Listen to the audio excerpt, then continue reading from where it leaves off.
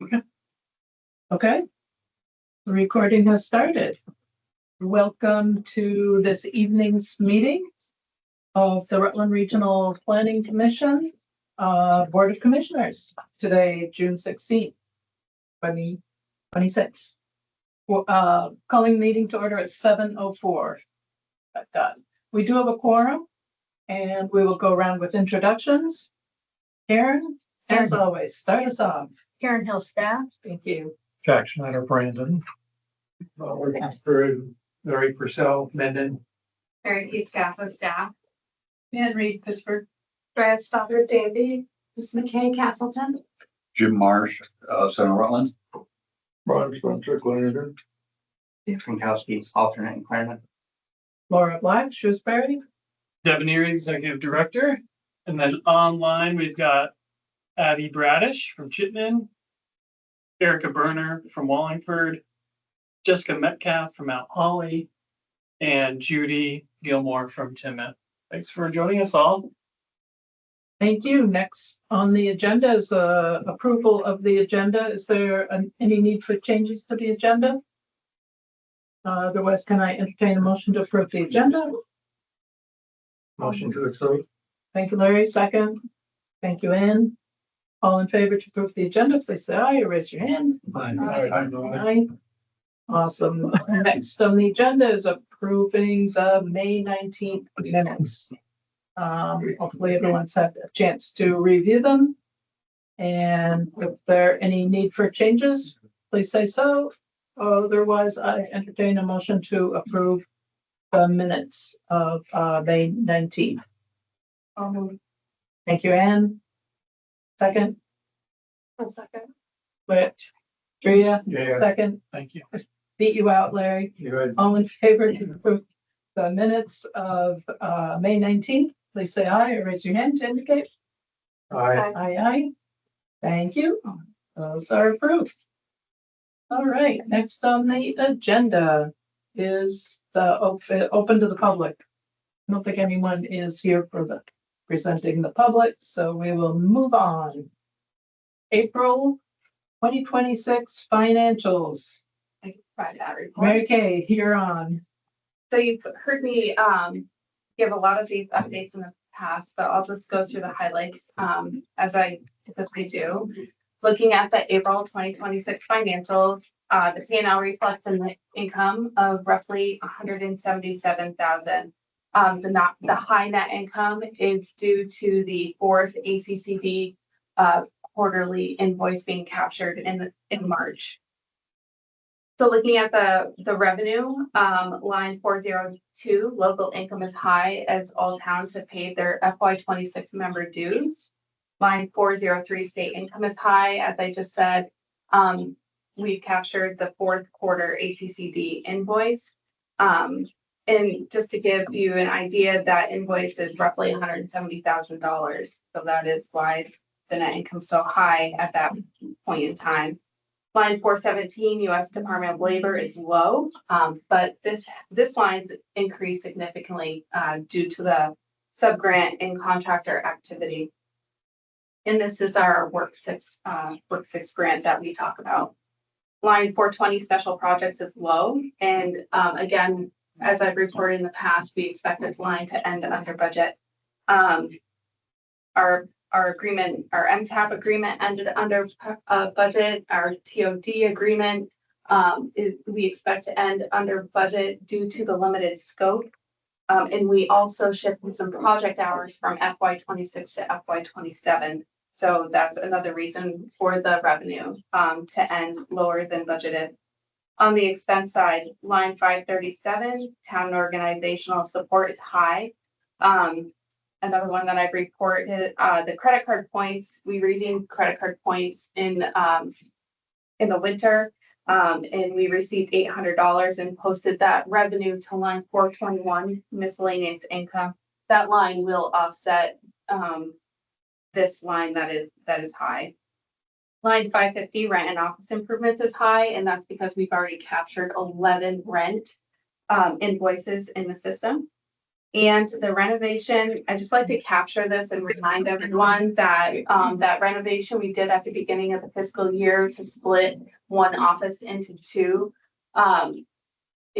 is captured on this P&L right now, but that will be shifted to the balance sheet when we capitalize that at the end of the fiscal year. But it's nice to track it throughout the year so we can see, that it does, fall in line with the budget. Line 553A, grant disbursements is high.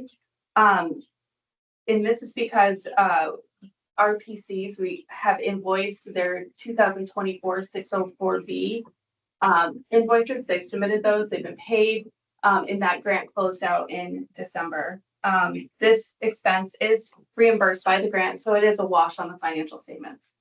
Line 560, insurance is high, again, because insurance has been paid entirely for the year, and that's paid in late December. And then line 565, equipment purchase. You've heard me talk about this line a lot as well. We entered into that lease agreement with Dell. Our computers weren't lasting the lifespan of 5 years that we had projected.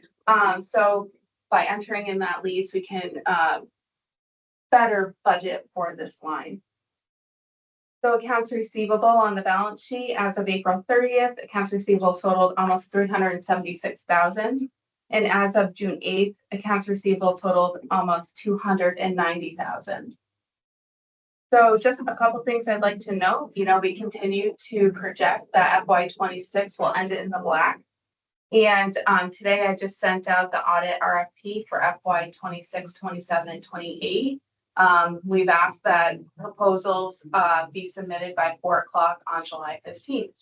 So that's my report. Okey-doke. Any questions for Mary Kay? Yeah, I have a stupid question here. You said the computers weren't lasting 5 years. What's that mean? They were. So, we had always projected a 5-year, like our computers would, if we buy them, that they'll last a 5-year lifespan. They were dying, not working, not functioning after, 2-3 years. And so we were, it was hard to budget, like how many should we budget every year? When are they gonna die? So so Karen did a lot of research and we entered into this lease agreement. So if we have issues, we'll get a replacement machine, they provide support and we can better manage that line. Thank you. You're welcome. The other thing, Bronson, we're buying off the shelf units and these are enterprise models. So they're meant to be run like all day, every day. And we didn't know there was a different line of computers. You have to like enter into these agreements to even access them. So do we piggyback on the state contract or no? We did. Yeah. Was that hardware or software? That wasn't. Hardware. Very good. Anything else? We'll move on to regional committee report. Erica? Well, the regional committee met and we had one section 248.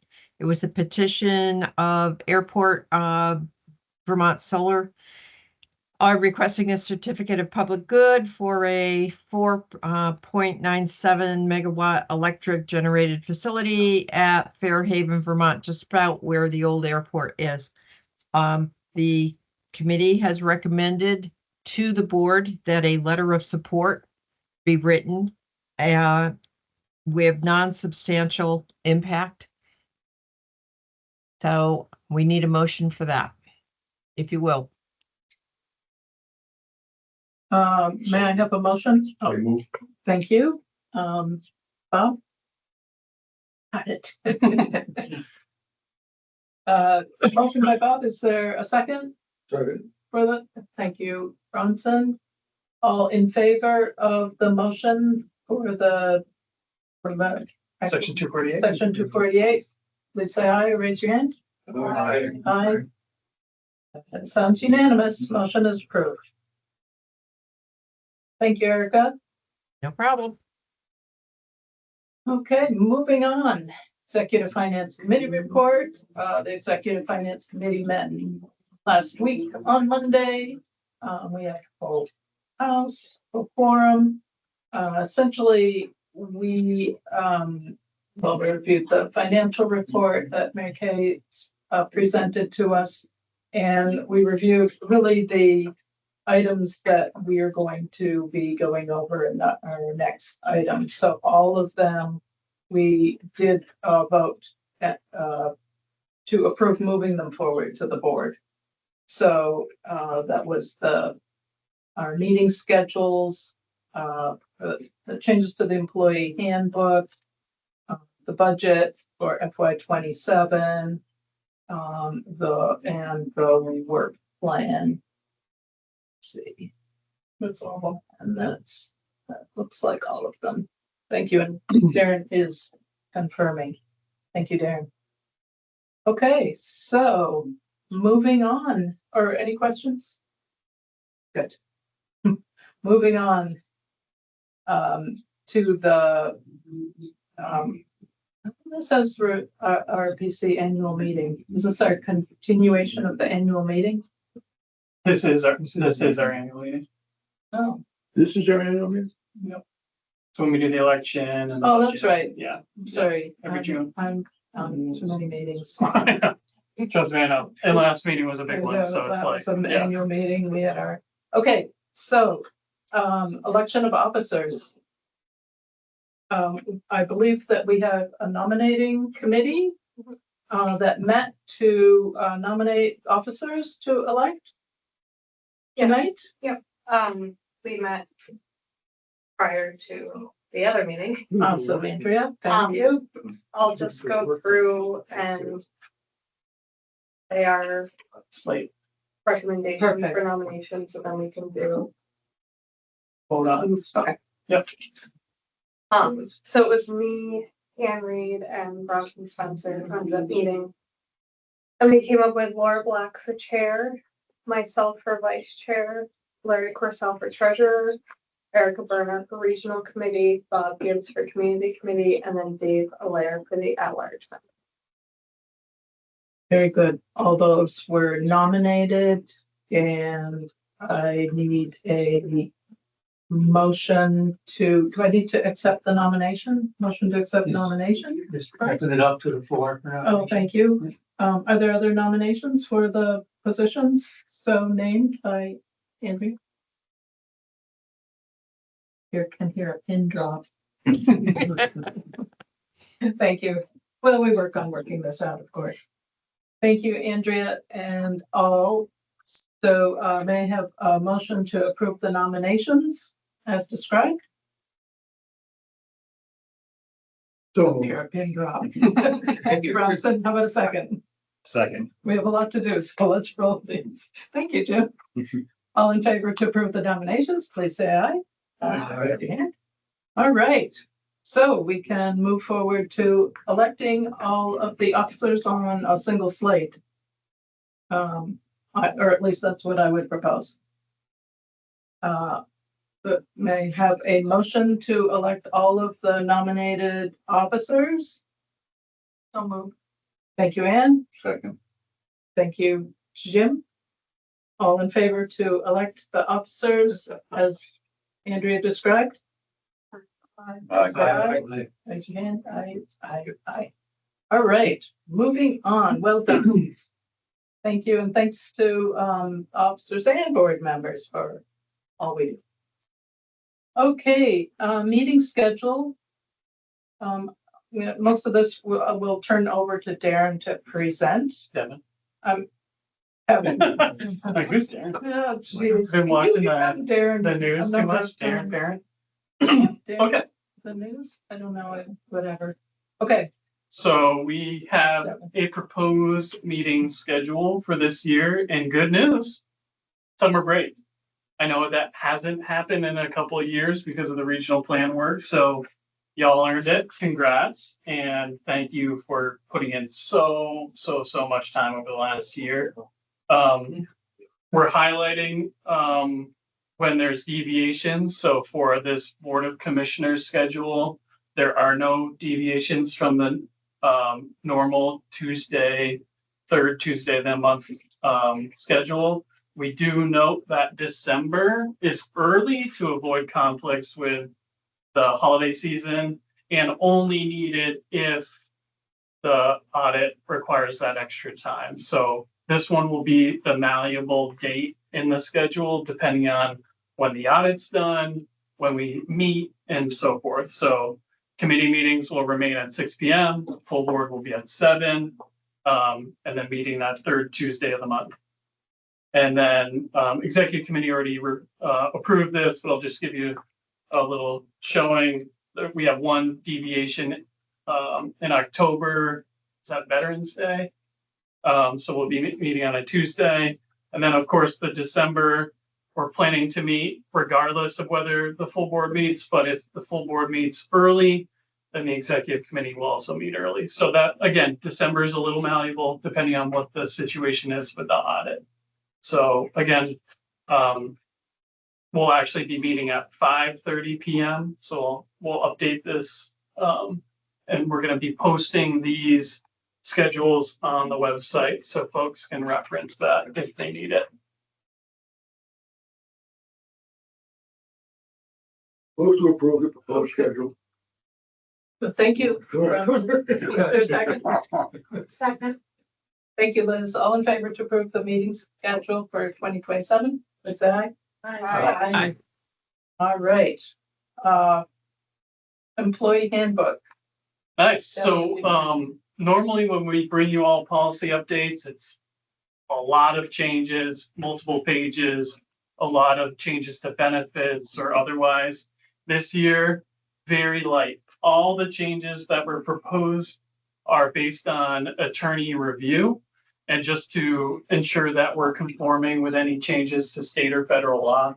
Most of them relate to definitions around family members, changes to Vermont family leave, military leave, just sort of aligning some of these policies with the changes over the past year. So none of them affect our benefits or any of our day-to-day operations, but they bring some clarity and consistency to our policies that we have attorney reviewed every year to ensure that we're in this compliance. So I'm happy to jump in more to any of these, but they're really fairly simple clarifications or definitions added to our handbook. And any questions on these? Pretty limited in scope. And again, all based on our attorney. Why weren't they in the packet? There. Yep. There? The handbook is attached in a red line form after the. Bunch of pages. Oh, I know. It's to your dismay. I know you hate that. So yeah, unfortunately, when we redlined so many sections, I had to just attach the whole document. Do you want to look at it? Thank you. I move that we adopt all red line changes. Thank you, Ann. Is there a second? Adopting the changes to the employee handbook. Thank you, Larry. All in favor to adopt the changes to the FY27 employee handbook? Please say aye. Aye. Awesome. Just been quiet, but I think we got everybody. Okay, moving on to the FY27 budget. Hey, Thank you. Sorry for the scrolling. Yeah. So I can report on the budget. So at the Executive Finance Committee meeting, we did go through the budget line by line. But I would like to go through and do the same formats, go down line by line. There's going to be a lot of numbers. So if you have any questions, feel free to interject. And I'll be happy to answer any questions that you may have. So when we're looking at the revenues and expenses, I'm just going down through and describing the variances between the FY26 budget and the FY27 budget. Just so you know that when we build a budget, we're very conservative, meaning that only revenue that we know that we're going to get is in this budget. So if we're uncertain if we're going to get revenue, we don't include it. So, again, that's just how we build our budget and wanted to relay that. Okay, so starting at the top, starting at local income, and you'll see that there's no variance there. That is level, compared to FY '26. Second line, Vermont Agency of Commerce and Community Development. This is our large state grant. Funds are from the property transfer tax. And you'll see that there is a climb from FY '26 to '27 of 21,500. And that's because it's a 3% increase to those funds. And I learned that the governor signed the budget today. So that is locked in. Wonderful. Okay, so moving down to Vermont Department of Public Safety, you'll see a negative, a decrease from '26 to '27 of about 43,500. So I'll just kind of, when I report on these lines, there's multiple things. So again, if you have any questions, let me know. So in FY '26, it included the Mount Tabor scoping study for almost $31,000. It was all contractual and was a wash on the financial statements. So there'll be no impact to the financial statements looking at each fiscal year. Another variance was EMPG 24 from July through September was 12,500.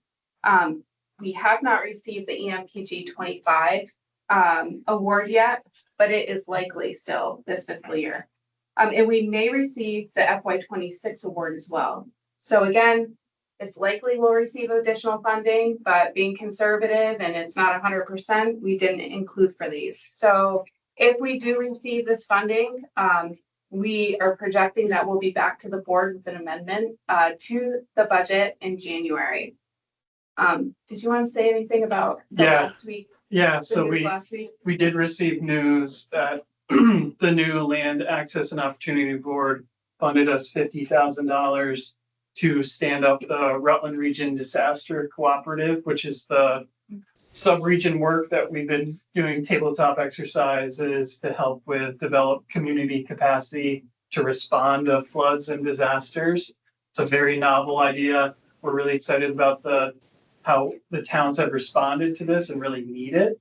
So in the absence of FEMA funding to do this work, this was a backfill and a real shot in the dark. And to learn that we didn't make it the first round, we got it the second round. So there's a change to the budget already that we'll be including in any future revision and update to bring to you all. So hopefully when we come back, we'll have FEMA funds and LAOB funds to offset some of the changes over the last couple of years. And just to give you an idea, when we talk about those EMPG funds, the FY '24 or the EMPG 24 award was almost $48,000. So it's sizable. So just moving down, Vermont Agency of Transportation, you'll see that's about -8 or a decrease of about 18,000. So looking at the revenue, comparing the revenue from year to year, it's level funded. The primary differences here are one, we're capturing more revenue in the July through September period of roughly $20,000. And two, there was an additional task 7 in the FY '26 budget. Again, however, most of it was contractual. And the amount was almost 38,000. So if you take the additional 20,000 and then you reduce it by the 38,000, you'll see that that's -18,000. So that's where you can see the variances. So Vermont Department of Environmental Conservation, revenue is roughly $38,000 lower in QUIS and $2,700 lower in the 604B funds. However, contractual and direct expenses are roughly $29,000 lower for QUIS in FY '27. And disbursements and direct expenses are roughly $4,000 lower for 604B in FY '27. So looking at those, this will result in a net increase of a little more than 9,000 in FY '27. And a portion of the increase will be for initiatives for the new water quality planner at the RRPC. So the next line is brownfields, U.S. Environmental Protection Agency. we will be drawing down our remaining EPA brownfields funding in FY 27. And you can see that the variance here is a decrease of about $107,000. And so while the revenue and contracted expenses are significantly less in FY 27, the net decrease is roughly $700, only $700 between FY 26 and FY 27. We will be applying for another round of funding in FY 27, but it's extremely competitive. And I don't know if you want to talk more about that, Devin, or not.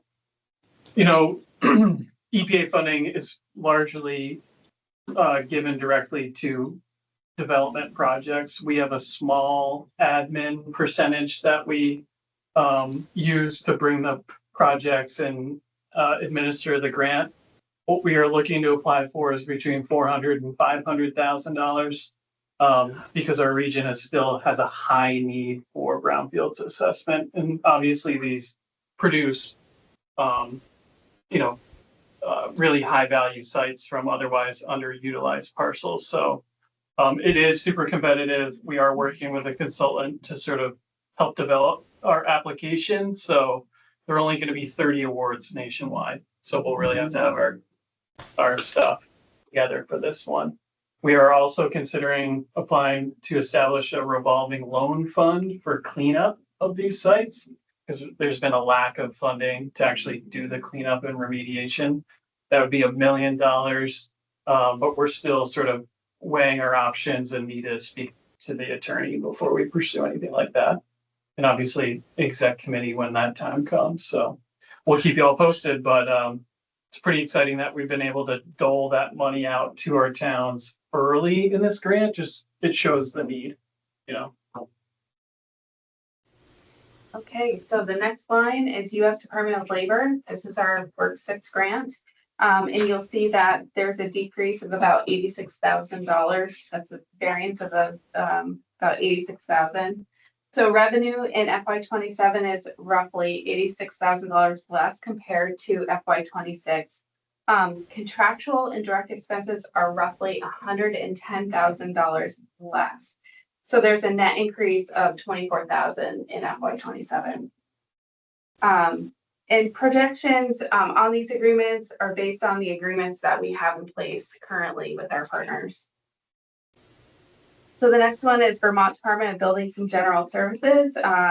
Looking at the revenue between fiscal years, about a $19,000 decrease.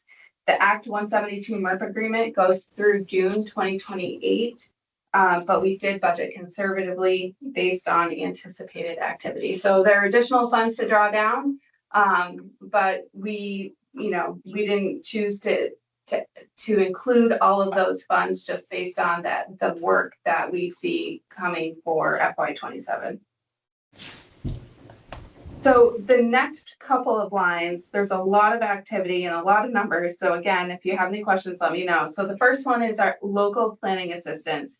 And you'll see that the variance is $3,433 less from FY 26 to FY 27.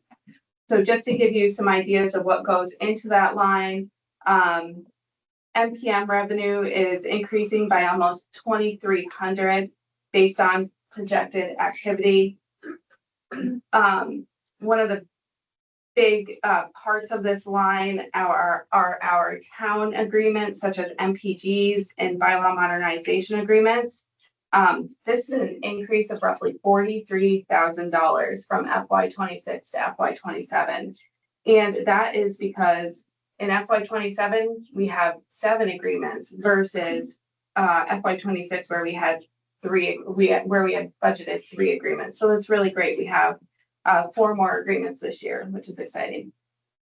We are projecting revenue. We're not projecting any revenue for LHMP agreements, which is a decrease of roughly $36,000. There's an increase in REI revenue of roughly $1,400. Most towns will be completed in FY 27. That's our road erosion inventory work. There is a decrease in admin revenue of roughly $20,000 and an increase of EEP, which is energy agreements, revenue of roughly 6,500. So you can see that there's a lot that goes into that line. And with all that being said, there's a decrease of revenue of about $3,400. So the next one is probably even has more projects. It's our special projects line. So just to give you an idea what makes up that line.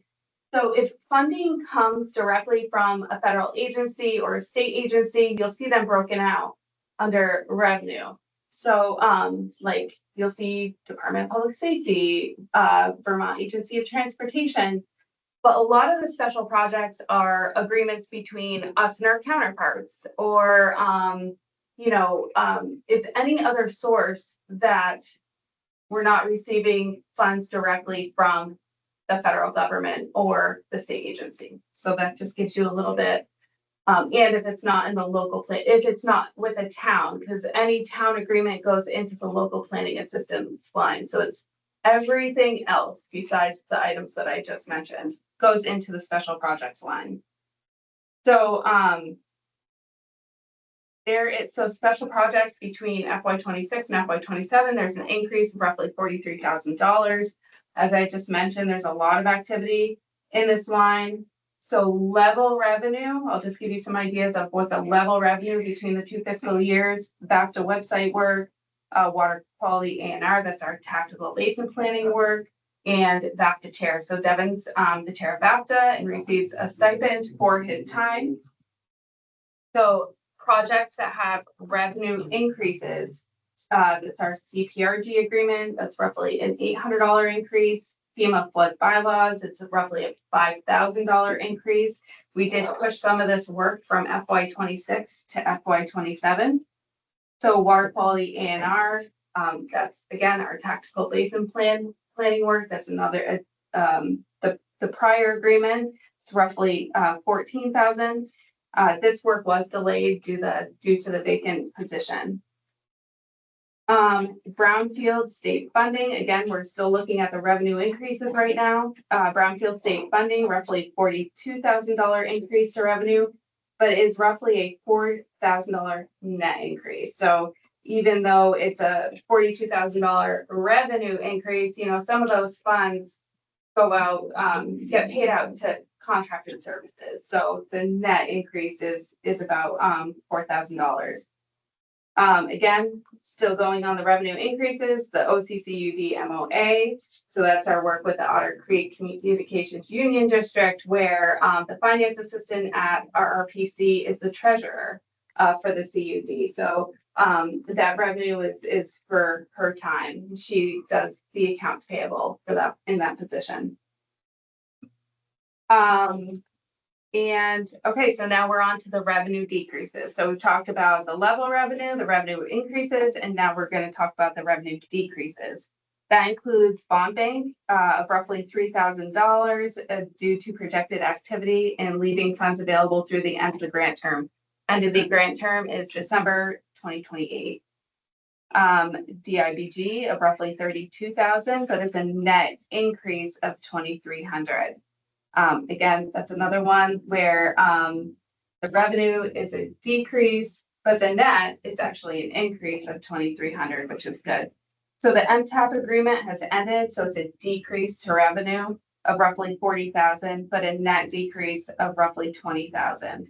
And our TOD agreement is ending, so there is a decrease to revenue of roughly $12,000. So with all of that being said, overall, there's a net decrease of roughly $4,000. So you can just see like how much goes into that line. And after all of that, there's a net decrease of roughly $4,000.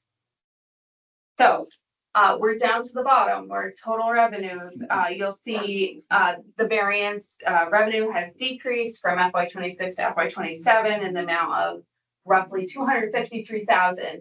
And that's primarily, or a lot has to do with contracted services. So you'll see that as we go through the, you'll see that as we go down to the expense line. So when there's a decrease in contracted services, there's going to be a decrease in revenue because it's all reimbursable. We pay it out and then we get reimbursed. Okay, so any questions on the revenue before I move on to the expenses? Okay. So we're almost there. So, salaries, it's level, comparing FY 26 and FY 27. This budget supports 11 full-time employees, 2 part-time employees, and some intern work. Fringe benefits, so this is a line that I know everybody has the employee handbook, that you reviewed, but I would just like to go through and point out what this fringe line includes. So I think Devin mentioned it earlier in the meeting, but level benefits for FY 27. And the benefits include 100% premium of a gold MVP health insurance policy for any plan type. So any plan type meaning family, 2-person, single. We saw an increase of, this is where I get really into the numbers, so I apologize in advance, but we saw an increase of 1.09% from 2025 to 2026 for our health insurance. And so in FY 27, we budgeted a 3% increase. I do want to mention, in May, MVP proposed a 9.14% increase, but the rates haven't been approved yet. And we won't know what they settled on until November. So I want to give you a little bit of background.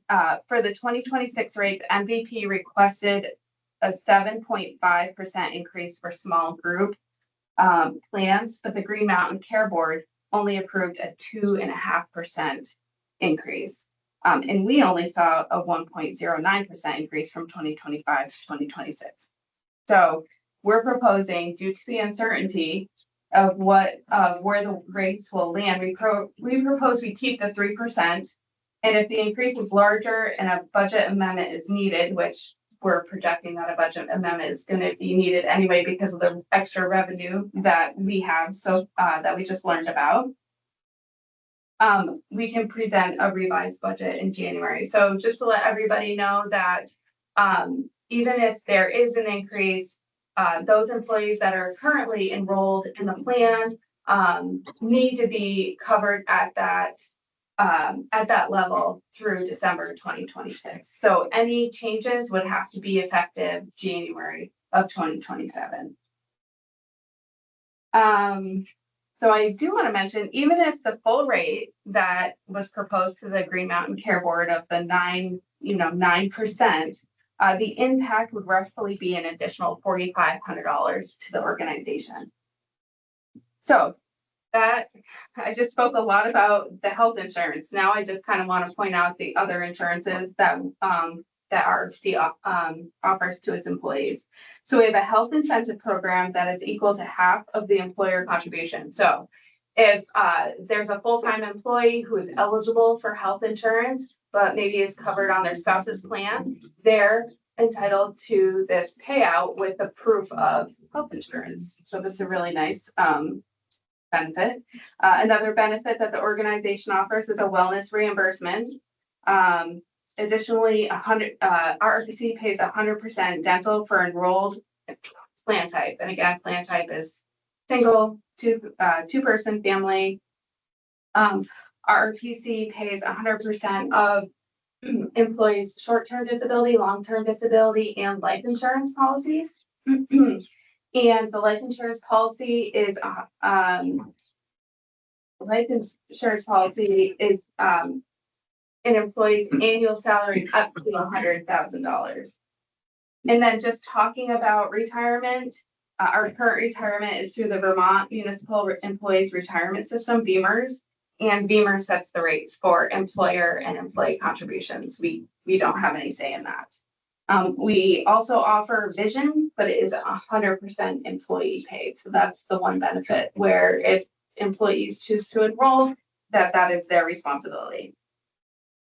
So moving on to contracted services, this is the another very large expense for the organization, but contracted services typically are we pay it out and we get reimbursed through different grants. So you'll see that there is a decrease of almost $277,000. And I'll just kind of run through what makes up that number.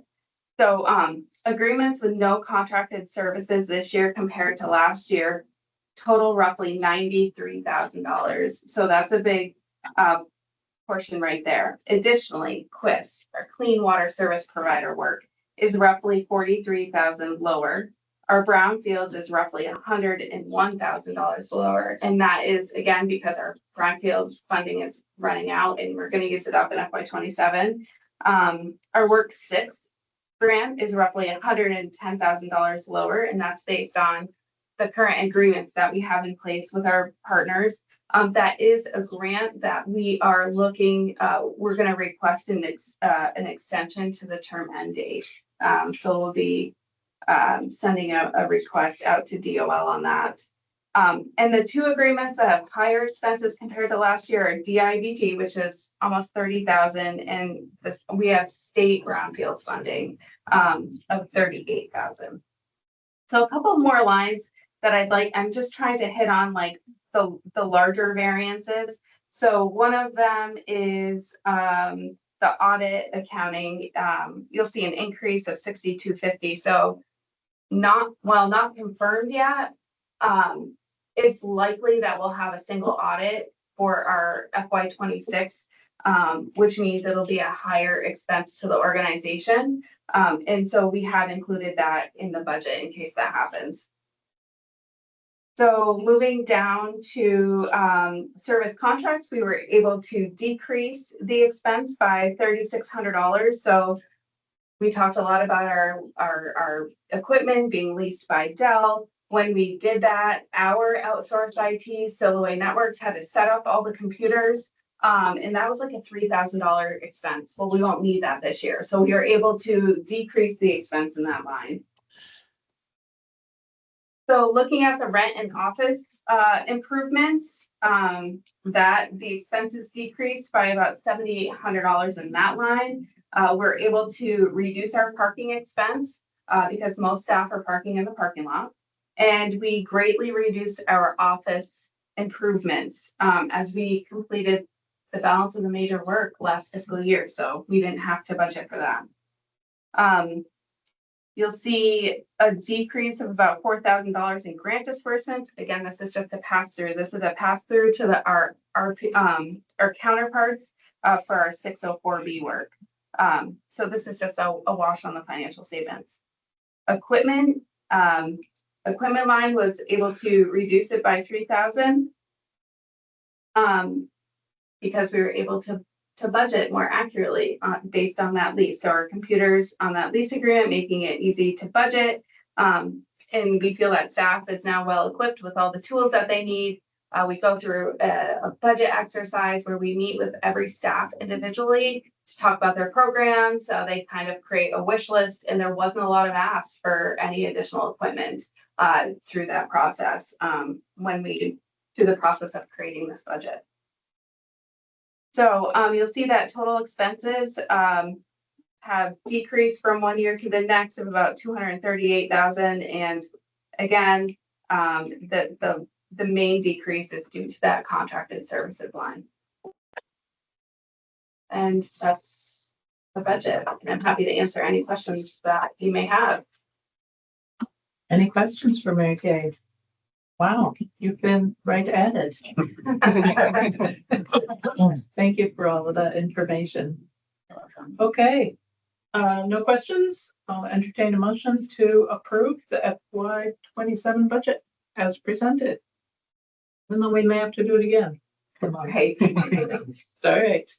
I'll make that motion. Thank you, Anne. There's a second? Second. Thank you, Larry and Larry.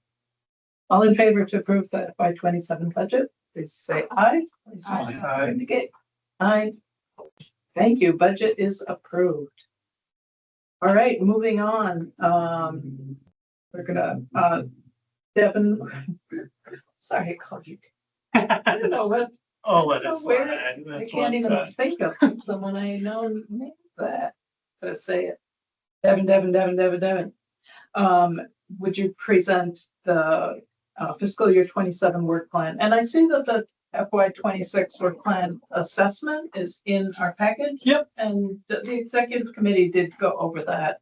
Yeah, I was just gonna touch on it quickly for the full board as well. So new, as folks might remember, new last year, we wanted to try to create some additional accountability and close the feedback loop on our work plans by conducting an assessment. So for folks who are new to this process, if it is in green, it was completed. If it was in red or orange, then it was either partially completed or not completed.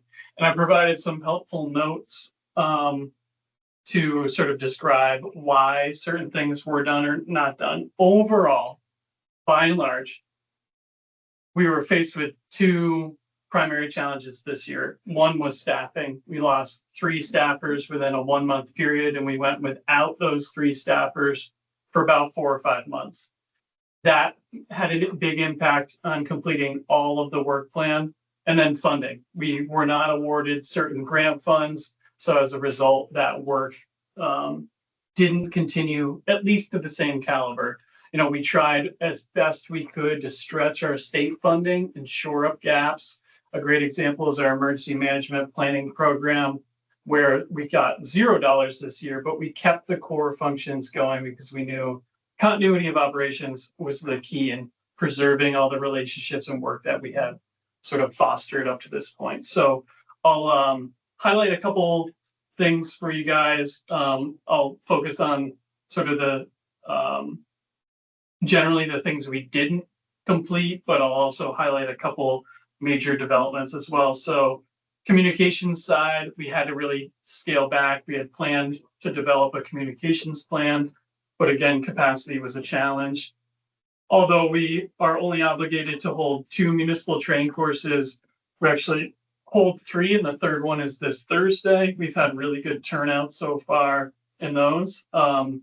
Commissioner's Handbook was new last year. It did not get updated this year, but we have a plan to update it for FY 27 just as a helpful resource. Obviously, the big piece of work and accomplishment for this year was adopting our 2026 regional plan, which was done last meeting. Our housing work really slowed down. We did not have funding or dedicated staff. We did a lot of ancillary housing work, but our housing navigator funds were reduced this year. We have actually had a lot of strides in our town planning program. We had planned to do a much larger overhaul to create consistency and some efficiency there.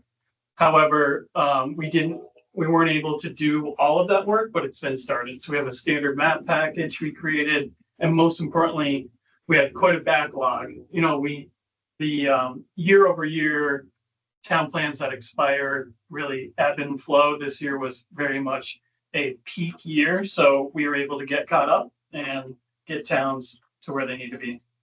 Economic development wise, these 3 things were not completed because there were no EDA funds granted. So our work on the economic development district was very much slowed down. It is still happening, but not at the same pace. We're applying to funds this winter. Workforce development, specifically around the Workforce Investment Board, that staff turnover really made it challenging to develop that board and kick it into higher gear, but we have a plan to give it another crack with our new planner. We did not create the Regional Mobility Committee because we helped Marble Valley actually shift the older adults and persons with disabilities program to the transit agency. And we're happy to report that through that work, we doubled the amount of rides provided with the same amount of funding through just efficiency in the scheduling software. So that was exciting. We didn't hold as many road foreman meetings based on capacity. We only had 1, but we did some good trainings. We had planned to do more capital and strategic plans this year. That did not happen. However, we're very much targeting this fiscal year and trying to partner with some towns through municipal planning grants. Our energy work, losing our energy planner really made it challenging to keep up with our enhanced energy plans. So we actually have several of these that are done, as of now and are just going through the adoption process. But this year, by the end of the year, we plan to have several more on this list completed. And we'll talk about that in a minute. Again, water quality work. Barbara's retirement really slowed some of our bigger, longer term development goals within the water quality program, especially in Addison County in the South Lake. That kind of sneaks up that way. 3-acre permitting, and then our Sunset Lake Road project. In terms of emergency management, obviously you see it's bleeding with red right now. Not having funding made it really challenging, but we tried to keep those core tenants alive, and we actually got creative in some ways. So local hazard mitigation plans, super important. They reduce the amount of money you have to pay when you have a disaster declaration. So it actually means money. That funding was completely eliminated by FEMA. So we got creative, and we actually had towns apply to municipal planning grants. So we got, I believe, 7 awards out of that. And these towns now can meet their requirements and get that lower ERAF rating. So that was really innovative by our staff to do that. And that is sort of the long and short of it. You know, I think considering the challenges we were faced with this year, we still got a lot done with a very lean staff. And I got to kudos to them. You know, they're the ones actually on the front lines doing this work every day. And they took on a lot of extra work, put in long nights, long weeks, and got it all done that really had to get done. So really thankful for their effort this year. Okay, so what are we doing this year? I won't go through this line by line. Hopefully you had a chance to look at it. There are some repeats, right? Because a lot of our work is ongoing. Planning just doesn't happen in a 1-year cycle. But there's a couple highlights I want to make. So first and foremost is we are planning to conduct a strategic plan this year. We have reserved some funding to do so. Our last organizational strategic plan dates all the way back to 2013. This will be conducted with a consultant strategist, and we will definitely include some board participation in that effort, and hopefully some external partnerships as well. We are going to be working on that communications plan and public participation plan to sort of standardize our engagement approach, continue to develop the leadership team. And one thing that I really am looking forward to is expanding that commissioner sort of engagement and development. You know, I think there's always opportunities to do more at the board level, and hopefully we can do that. We talked earlier at the regional committee about how we're going to update our process, and through that, hopefully empower commissioners to make well-informed decisions. Through that, I have here updating the review frameworks for both Act 250 and Section 248. We're going to double our number of municipal training courses to 6 this year, because we found that there is a real need and desire for more training in the region. We're going to be working on developing some new data tools to support towns, one of which is going to be a housing data dashboard that will try to track the number of new units added in the region by town by working directly with zoning administrators and state partners to collect that data. In addition to this water system bond bank work and mapping our public water systems, we're also going to be working on trying to update and map our wastewater systems as well, so we can have some tools there. I had mentioned earlier town plans, and we got caught up. We still have several that we'll be working on this year: Rutland City, West Haven, Pittsford, Rutland Town, Shrewsbury, and Ira. In addition, I mentioned capital improvement plans. We're hopefully going to partner with several towns on municipal planning grants to do that. Looking to apply for that brownfields funding that I had mentioned earlier, continue to advance those sites. And we are also serving as LDDs now for the Northern Border Regional Commission. So an LDD is a local development district. Basically, there's 2 entities now, Cedar and RRPC, that when a town, so Fairhaven just applied for a Northern Borders Regional Commission grant, We will help administer that grant on behalf of the town. It's a really complex reporting system that we are given a small 2% budget, so not much, but enough to help towns navigate that system. So that'll be pretty exciting as well. Economic development wise, we're also going to be trying to expand the Work 6 program this year as well. Transportation, we will have completed all 27 road erosion inventories by the end of this year. That means 2 years we'll have done 27 towns and possibly 1,000 miles of roadway by that point. So a huge push by our staff and our field technicians to get that done. Energy side, we had mentioned enhanced energy plans. So Chittenden, Killington, Middletown Springs, Pollitt, and Poultney are all targeted to be done this year. And a few of those will be new, such as Pollitt and Poultney. And Killington, for that matter. Natural resources wise, we're really focusing on one thing, trying to expand our project development and identification within the South Lake Champlain watershed and use those clean water service provider funds to fund these water quality projects. We had some big ones last year. Pick on you again, Bob. The Fairhaven Park Chamber System was a huge project that helped mitigate a bunch of the stormwater in downtown Fairhaven. So hopefully we can do more of that work. We have one in Castleton we're funding now. We have a couple staff that are going to be certified floodplain managers this year. We're hoping for 3 of them. And the new FEMA flood maps are coming out for our region. So we're going to try to work with towns to make sure that they see them. And if there are issues, we communicate them with FEMA and get them changed. It's been 30 plus years since these maps have been updated. So this is a big opportunity. And then obviously with emergency management, one of the biggest changes this year and focus areas will be to continue the COAD and the RRGC through this new grant that we got and try to find our own model for supporting towns during disaster and not waiting on the state to come around because FEMA and Vermont aren't necessarily going to be there. And that is about it. I'm happy to answer any questions. Hopefully you find this assessment and work plan review helpful to sort of broad strokes see the direction that we're heading. And I'm really excited to do some strategic planning to ensure that our work is aligning with the needs of the communities. And if not, we're seeking funding to help empower us to do that work. Thank you, Devin. Questions, comments on the work plan?